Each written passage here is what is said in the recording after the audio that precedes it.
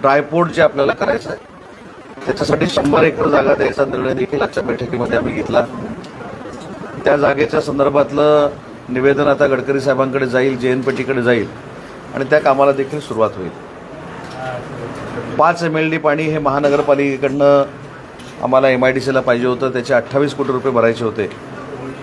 ते 2 वर्षामध्ये 28 कोटी रुपये भरण्याचा निर्णय आम्ही घेतला आहे. 7 कोटी रुपये 2 ते 3 दिवसात आम्ही महानगरपालिकेला देतोय आणि महानगरपालिकेनं पुढचे पैसे हे 2 वर्षामध्ये भरावेत असा टप्पा दिल्यामुळे हे देखील 28 कोटी रुपये आम्ही त्यांना भरू. त्याच्यामुळे उद्योजकांची 5 MLD पाण्याची जी अडचण होती ती देखील दूर करण्यामध्ये आज आम्ही यशस्वी झालो.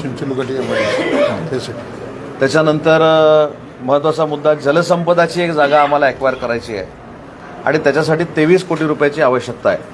तर ते देखील 23 कोटी रुपये जलसंपदाला भरण्याचा निर्णय आज आम्ही बैठकीमध्ये घेतला. माझे सगळे MIDCचे अधिकारी देखील होते. टेक्स्टाईल पार्कची मागणी होती. विशेषतः ज्योतिताईने एक महत्त्वाची मागणी माझ्याकडे केली होती की आपल्याकडे IT पार्क जो मंजूर झालेला आहे तो IT पार्कची जागा जी आहे ती योग्य नसल्याचं सगळ्या इथल्या सोलापूरवासियांचं म्हणणं आहे आणि ती देखील जागा बदलून द्यायचा आम्ही निर्णय घेतला आहे. कुठं जागा द्यायची याचा निर्णय देखील 8 ते 15 दिवसात होईल आणि नुसतं जागा देऊन आम्ही थांबणार नाही. पुढच्या 2 महिन्यामध्ये IT मध्ये काम करणारे जे मोठे उद्योजक आहेत त्यांची एक कॉन्फरन्स देखील आम्ही सोलापूरमध्ये घेऊ आणि त्या IT उद्योगाला देखील चालना सोलापूरमध्ये देण्याचा निर्णय आज आम्ही घेतला आहे. अजून एक महत्त्वाचा निर्णय सोलापूरमध्ये मला जो जाहीर करायचा आहे त्याची संकल्पना देखील खासदार ज्योतिताईंची आहे. वारकरी सगळे पंढरपूरकडे निघालेले आहेत आपल्याला माहिती आहे आणि मागच्या वर्षी ज्यावेळी मी आळंदीला गेलो होतो त्यावेळी आळंदीला गेल्यानंतर तिथल्या अनेक मंडळींनी माझ्या कानावर अशी गोष्ट सांगितली की ही आपली ज्ञानेश्वरी जी आहे ती आपल्याला एकदम कमी किमतीमध्ये 1.5 लाख घरांपर्यंत पोचवायची आणि ती जबाबदारी मराठी भाषा विभागाने घेतली. त्याच्यानंतर हाच निर्णय आम्ही तुकारामांच्या गाथेबाबत घेतला. हाच निर्णय आम्ही निवृत्तीनाथांच्या साहित्याबद्दल घेतला आणि आज जी मागणी झाली की संविधानाला 75 वर्ष पूर्ण होत आहेत त्याच्यामुळे आज सोलापूरमधनं मी जाहीर करतो की 75,000 संविधानाच्या कॉपीज या महाराष्ट्रामध्ये मोफत देण्याचा निर्णय मराठी भाषेच्या विभागानं आम्ही घेतलेला आहे. दुसरं, महात्मा ज्योतिराव फुलेंचं देखील 200वी जयंती आपण साजरी करतोय. त्याच्यामुळे 20,200 महात्मा फुलेंचं जे चरित्र आहे समग्र वाङ्मय आहे ते देखील 20,200 लोकांपर्यंत पोहोचवण्याचा निर्णय आज आम्ही घेतला आणि त्याचा सगळा खर्च हा मराठी भाषा विभाग करणार आहे. आणि याचं औचित्य आम्ही असं साधलेलं आहे की 3 ऑक्टोबर ते 9 ऑक्टोबर अभिजात भाषा सप्ताह जो असतो त्यावेळी ही दोन्ही साहित्य म्हणजे संविधान आपलं आणि महात्मा फुलेंचं साहित्य हे महाराष्ट्रातल्या युवा पिढीपर्यंत पोचावं यासाठी आम्ही प्रयत्न करतो आणि तो निर्णय देखील आज आम्ही सोलापूरमध्ये घेतलेला आहे.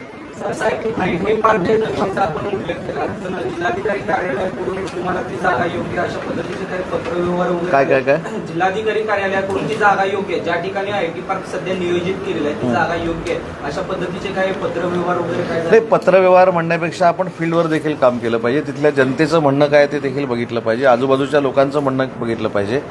IT पार्कची जर जमीन ही योग्य आहे, हीच जागा योग्य आहे असं त्या कॉन्फरन्समध्ये ITच्या उद्योजकांनी सांगितलं, तिथं करू.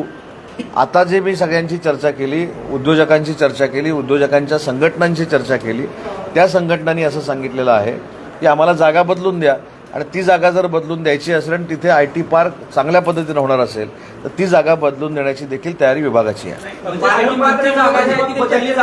पालकमंत्र्यांसोबत याबाबतीत चर्चा झाली आणि मागच्या वेळेस पालकमंत्र्यांनी हेच सांगितले की त्या जागेत नियोजित जागेतच IT पार्क होईल म्हणून आणि मुख्यमंत्र्यांचा हा ड्रीम प्रोजेक्ट एक मिनिट मुख्यमंत्र्यांचा ड्रीम प्रोजेक्ट IT पार्क हा 100% सोलापूरमध्ये होणार आहे. त्याच्यामध्ये शंका पण काढण्याची आवश्यकता नाही आणि शंका घेण्याची पण आवश्यकता नाही. आज उद्योजकांच्या बैठकीमध्ये जी काय मागणी झाली, IT क्षेत्रातल्या उद्योजकांना ती जागा आवडली तर तिथं करणार आहोत, दुसरी जागा आवडली तर दुसरीकडे करणार आहोत, पण सोलापुरातच करणार आहोत. त्याच्यामुळे तुम्हाला कुठेही ब्रेकिंगला वाव दिलेला मी नाही.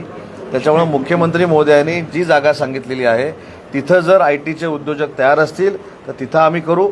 परंतु आज चर्चा जी उद्योजकांची झाली की सोलापूरमध्येच IT पार्क जो देवेंद्रजी फडणवीस साहेबांनी जाहीर केला आहे त्याचं कौतुक देखील उद्योजकांनी केलं, आभार देखील मानले आमच्या सरकारचे, त्याच्याबद्दल दुमच नाही.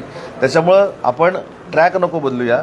त्याच्यामुळे सोलापूरमध्येच होईल. प्रश्न असा आहे, तुम्ही असं म्हणताय की उद्योजकांशी आम्ही चर्चा करून करतो, मात्र त्यात तुम्ही प्रशासकीय स्तरावरती किंवा मंत्रालयाच्या, आता तुम्ही मंत्री आहात, पालकमंत्री सुद्धा आहेत सोलापूरचे आणि ग्रामविकास मंत्री आहेत, तर दोघांमध्ये कुठेतरी संवाद झालेला अजिबात नाही, अजिबात नाही. कारण जर ज्या पद्धतीने वेगवेगळे, कारण परत एकदा मी पालकमंत्री असं म्हणाले की परत एकदा मी रिपीट करतो, जागेवरच IT पार्क परत एकदा मी रिपीट करतो, मी मराठी भाषेचा देखील मंत्री आहे, मराठीतून रिपीट करतो. मी असं म्हटलं, उद्योजकांनी आणि खासदार मॅडमनी त्या ठिकाणी IT पार्कला जी काय जागा सुटेबल आहे की नाही याच्यावर चर्चा झाली. त्याच्यावर मी असं सांगितलं, मी स्वतः सोलापूरमध्ये IT पार्कचे उद्योजक येण्यासाठी पुढाकार घेऊन ITच्या उद्योजकांना इथं आणणार आहे. म्हणजे सोलापूरमध्येच होणार IT पार्क 100%. त्या लोकांनी सांगितलं की ही जागा योग्य आहे, आम्हाला तिथंच पाहिजे, तर त्याच जागेमध्ये IT पार्क होईल. परंतु त्यांनी सांगितलं ही जागा इथं नको, दुसरीकडे पाहिजे.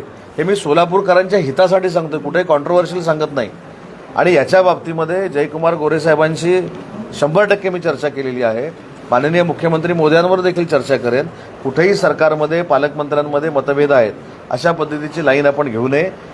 मी जे करतोय आणि पालकमंत्री मोदी जे करतायत ते कोल्हापूरच्या हितासाठी, सोलापूरच्याच हितासाठी आणि सोलापूरमध्येच IT पार्क होण्यासाठी करतोय. कुठेही सोलापूरमधनं IT पार्क जात नाही, हे पहिला आधी अंडरलाईन करा. पोलीस प्रशासन जे आहे ते शिवसैनिकांना सहकार्य करत नाही किंवा ज्या अधिकारी आहेत, प्रशासनाचे जे अधिकारी आहेत सोलापूरचे, ते सहकार्य करत नाही, अशा ज्या चर्चा दबक्या सुरू होत्या. नाही, अतिशय चांगलं सहकार्य, अधिकाऱ्यांना काही झापलं, अतिशय चांगलं सहकार्य करतात. सोलापूरचं पोलीस डिपार्टमेंट जेवढं आमच्या शिवसैनिकांना सहकार्य करतं तेवढं महाराष्ट्रात कुठं होत नाही. हे परवा पत्रकार परिषद घेऊन शिवसेनेच्या महिला संघटना नेत्यांनी सांगितलं आहे की अक्कलकोटमध्ये खोटे गुन्हे दाखल व्हायला लागले. मेत्री साहेबांनी पण पत्रकार परिषद घेऊन सांगितलं आहे की भाजपचे आमदार त्यांच्यावर गुन्हे दाखल व्हायला पाहिजे. त्याचीच व्याख्या चांगलं सहकार्य असं आहे. त्याचीच व्याख्या चांगलं सहकार्य असं आहे. त्याच्यावर काय चर्चा झाली का? त्याच्यावर काय चर्चा झाली का? आज तुम्ही अक्कलकोटमध्ये पण गेला, मेत्री साहेबांच्या नेतृत्वाखाली बैठक पण झाली. आज मी अधिकाऱ्यांच्या बाबतीत जे सांगितलं, आता साहेबांनी जो मला प्रश्न विचारला, मी झापलं नाही कोणाला, मी फक्त त्यांच्या कर्तव्याची जाणीव करून दिली. मला प्रशासनानं असं सांगितलं होतं की उद्योजकांची जी बैठक आहे ही पालकमंत्री महोदयांची DPC मिटिंग आहे, त्याच्यानंतर आपण घ्यावी. आता मगाशी या साहेबांनी जो प्रश्न विचारला त्याचं उत्तर देतो. पालकमंत्र्यांमध्ये आणि माझ्यामध्ये जर कटुता असते तर मी त्याच वेळेला मिटिंग घेतली असती. पण जयकुमार गोरे साहेब पालकमंत्री म्हणून DPC घेत आहेत, त्यामुळं मी जरी सिनियर असलो तरी देखील मी प्रशासनानं सांगितलेल्या वेळेलाच मिटिंग घेतली. त्याच्यानंतर मला जेव्हा आमदार साहेबांनी सांगितले की आता DPCची मिटिंग संपली, ताईंनी सांगितली, त्याच्यानंतर अर्ध्या तासानं मी माझी मिटिंग सुरू केली. मिटिंग सुरू केल्यानंतर महानगरपालिकेचा एक इश्यू होता, आयुक्त नव्हते. त्याच्यानंतर लॉ अँड ऑर्डरचा एक इश्यू होता, SP साहेब नव्हते. त्याच्यानंतर जिल्हाधिकाऱ्यांनी एका जागेसंदर्भात निर्णय घ्यायचा होता म्हणून जिल्हाधिकारी नव्हते. त्याच्यामुळे मी त्यांना असं सांगितलं की शेवटी कोणाला पटवणं मोठं, मी आज उद्योगमंत्री आहे, मिटिंगला माझे यायलाच लागेल. त्याच्यामुळे तुम्ही जर आला तर जनतेचे प्रश्न सुटतील, सोलापूरकर वासियांचे प्रश्न सुटतील, असं मी सौम्य भाषेत सांगितल्यानंतर ते 10 मिनिटात आले. साहेब, आपण असं म्हणताय संवाद आहे, मात्र आपल्या शेजारी मित्र साहेब बसले. मित्र साहेबांनी परवा असं सांगितलं की भाजपची हुकुमशाही सुरू आहे सोलापूरसह राज्यभरामध्ये आणि शिवसेनेवरती त्या शिवसैनिकांवरती अन्याय होतो.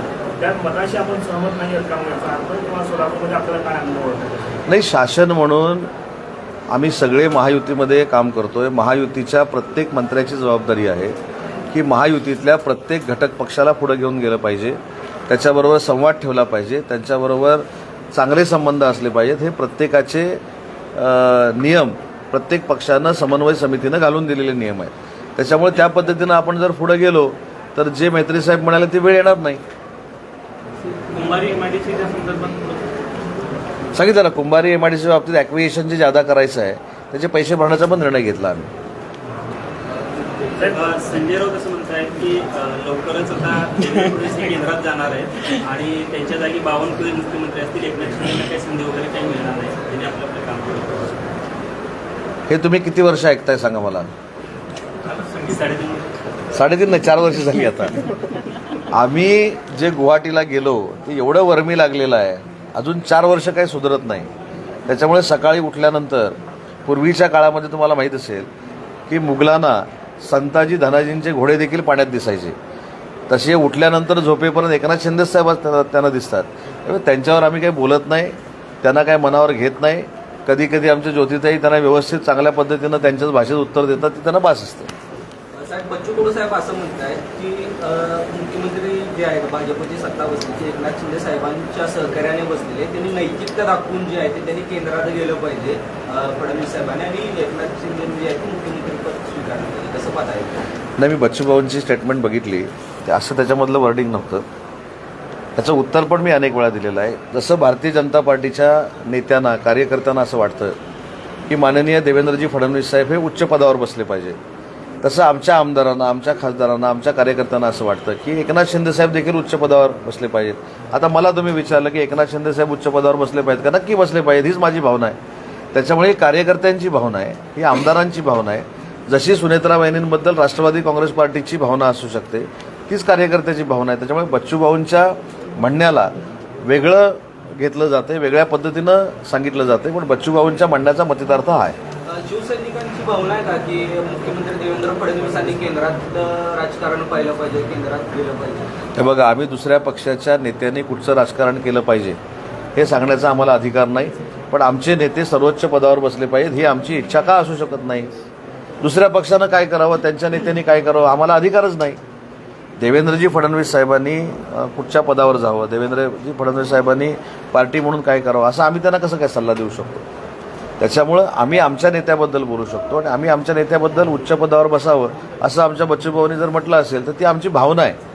परंतु संख्याबळ बघता जो लोकशाहीचा आदर करून जो निर्णय घेतलेला आहे, म्हणूनच माननीय देवेंद्रजी फडणवीस साहेब मुख्यमंत्री आहेत आणि आमचे साहेब उपमुख्यमंत्री आहेत. संख्याबळ बघायचं झालं तर मागच्या टर्मला सुद्धा संख्याबळ कमीच होतं तुलनेनं. अरे. संधी मिळाली एकनाथ शिंदे साहेबांना. त्यावेळी काय घडलं होतं तुम्ही बघितलं ना. आजपर्यंत भुजबळ साहेबांचा इतिहास तुम्ही बघितलेला आहे, राणे साहेबांचा इतिहास तुम्ही बघितलेला आहे, राजसाहेबांचा इतिहास तुम्ही बघितलेला आहे, पण आमच्या मुख्य नेत्यांनी हा निर्णय घेऊन राज्याचा मुख्यमंत्री बनवून दाखवलं, हा आमचा इतिहास आहे. साहेब संजय राऊत यांना काँग्रेसकडून खासदारकीची ऑफर आहे असं नरेश मस्के म्हणतात. ते काँग्रेसमध्ये प्रवेश पण करतील कदाचित. हां, अजून एक महत्त्वाची गोष्ट जाता जाता जी सोलापूरसाठी अतिशय महत्त्वाची आम्ही करतोय, मराठी भाषा विभाग हा माझ्याकडे विभाग आहे. त्याच्यामुळे परवा विधानसभेमध्ये मी 8 मराठी भाषा जिल्हा केंद्र जाहीर केली, त्याच्यात सोलापूर देखील आता 9 आम्ही जाहीर करतोय. आणि ते मराठी भाषा केंद्र करताना त्याच्यामध्ये तेलुगू आणि कन्नडवर देखील रिसर्च जर करायचा असेल तर त्या मराठी भाषा केंद्रातनं होऊ शकतं. आणि आमच्याकडे एक यंत्रणा आहे, यशवंतराव चव्हाण अनुदान समिती, त्याचं केंद्र पण आम्ही तिथं सुरू करणार आहोत. याचं कारण तमिळी आणि कर्नाटकमधलं कानडी हे साहित्य जर मराठीमध्ये कोणाला प्रकाशित करायचं असेल किंवा मराठीमध्ये अनुवाद करायचा असेल तर त्या यशवंतराव चव्हाण अनुदान समितीचा उपयोग या सगळ्या साहित्यिकांसाठी होऊ शकतो. म्हणून एक अतिशय महत्त्वाचा निर्णय आज आम्ही घेतला. अभिनेता अरबाज शेखच्या वडिलांना आपण आज आर्थिक मदत केलेली आहे. शिवसेना नेहमीच वैद्यकीय वर्षाच्या माध्यमातून वैयक्तिक मदत केली आहे, काय सांगितलं? नाही, मी वैयक्तिक नाही, शिवसेनेमार्फतच ती मदत केलेली आहे. शेवटी माननीय एकनाथ शिंदे साहेबांच्या नेतृत्वाखाली 80% समाजकारण आणि 20% राजकारण हे कशा पद्धतीनं होतं त्याचाच तो एक प्रकार होता. काल त्याचा व्हिडिओ बघितल्यानंतर विशेषतः आमचे मित्र मंगेश चिवटेंनी त्याच्यामध्ये पुढाकार घेतला, जे आमचा पूर्ण त्या आरोग्य विभागाचे प्रमुख म्हणून काम करत आहेत, आरोग्यदूत म्हणून काम करत आहेत, आणि त्यांच्या पाठपुराव्यामुळे शिवसेनेच्या वतीनं आम्ही त्यांना मदत केलेली आहे. आणि मला असं वाटतं की हा माननीय शिंदे साहेबांचा स्वभाव आहे, तो आम्ही फक्त कॅरी फॉरवर्ड करतो. सर, सोलापूर जिल्ह्याचे सुपुत्र आमचे ज्येष्ठ पत्रकार आणि वैद्यकीय शिवसेनेच्या वैद्यकीय पक्षाचे प्रमुख मंगेशभाऊ चिवटे हे शिक्षक मतदारसंघामध्ये इच्छुक आहेत, तर आम्हाला एक पत्रकार आमदार मिळेल. मी कधी अनेक पत्रकार परिषदेमध्ये असं सांगितलं आहे, मला झेपतील आणि मला सोसतील असेच प्रश्न विचारत आता मंगेश चिवटेंना या पदावर बसवण्याचा पूर्ण अधिकार हा माननीय एकनाथ शिंदे साहेबांचा आहे, आणि त्या अधिकारामध्ये कोणीही शिफारस करत नाहीत याचं मूर्तिमंत उदाहरण म्हणजे आपल्या खासदार मॅडम आहे. त्याच्यामुळे साहेबांना शिफारसीची आवश्यकता नाही. साहेबांना योग्य निर्णय घेण्याची ताकद कशी आहे हे पूर्ण देशानं बघितलेलं आहे. त्याच्यामुळं म्हणून मी सांगितलं माझ्या तब्येतीचा चला